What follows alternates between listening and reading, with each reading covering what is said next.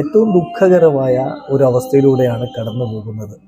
5 വർഷക്കാലമായിട്ട് ഇവിടെ ഉണ്ടായിരുന്നു, ഈ ക്ലബിൽ ഉണ്ടായിരുന്നു, പല ഉയർച്ചകളും താഴ്ചകളും കണ്ടു. പക്ഷേ ഇപ്പോൾ ഏറ്റവും ഹാർഡസ്റ്റ് ആയിട്ടുള്ള മൊമെന്റുകളാണ് എന്ന് പറയുന്നത് ബ്രൂണോ ഫെർണാണ്ടസ് ആണ്.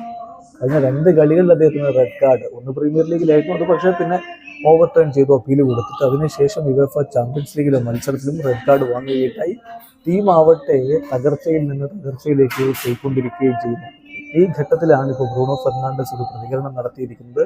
നാളെ മാഞ്ചസ്റ്റർ യുണൈറ്റഡിന് ആസ്റ്റൺ വില്ലയുമായിട്ട് പ്രീമിയർ ലീഗിൽ മത്സരമുണ്ട്. അതിന് മുന്നോടിയായിട്ടാണ് താരത്തിൻ്റെ ഈ പ്രതികരണം വരുന്നത്. നാളെ വൈകിട്ട് ഇന്ത്യൻ സമയം 6:30 വില്ല പാർക്കിൽ വെച്ച് ആസ്റ്റൺ വില്ലയും മാഞ്ചസ്റ്റർ യുണൈറ്റഡും തമ്മിൽ ഏറ്റുമുട്ടുന്നത്.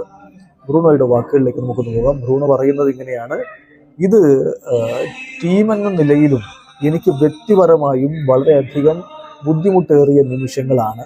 ഏതാണ്ട് 5 വർഷക്കാലമായിട്ട് ഞാൻ ഈ ടീമിലുണ്ട്. അപ്സ് ആൻഡ് ഡൗൺസ് ഞാൻ ഒരുപാട് കണ്ടിട്ടുമുണ്ട്.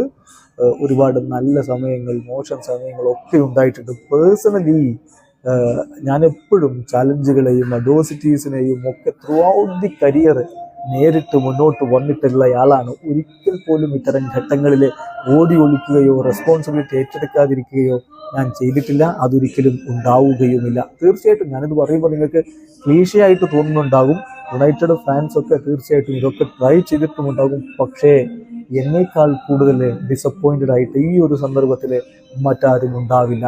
എന്തായാലും ഈ ഒരു മൊമെൻറ്റിലൂടെ കടന്നു പോകുമ്പോൾ എനിക്ക് ഒരുപാട് പോസിറ്റീവ് മെസ്സേജസ് ആരാധകരിൽ നിന്നും മറ്റുമൊക്കെ ലഭിക്കുകയുണ്ടായി.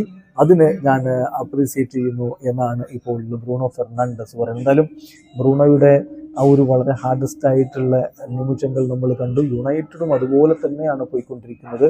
മാറ്റങ്ങൾ ഉണ്ടായില്ലെങ്കിൽ ടെൻ ഹാഗ് തെറിക്കാനുള്ള സാധ്യത വളരെ കൂടുതലാണ്. വീഡിയോ അവസാനിക്കുന്നു. ഫുട്ബോൾ ലോകത്തെ പുതിയ വിശേഷങ്ങളുമായി റാഫ് ടോക്സ്.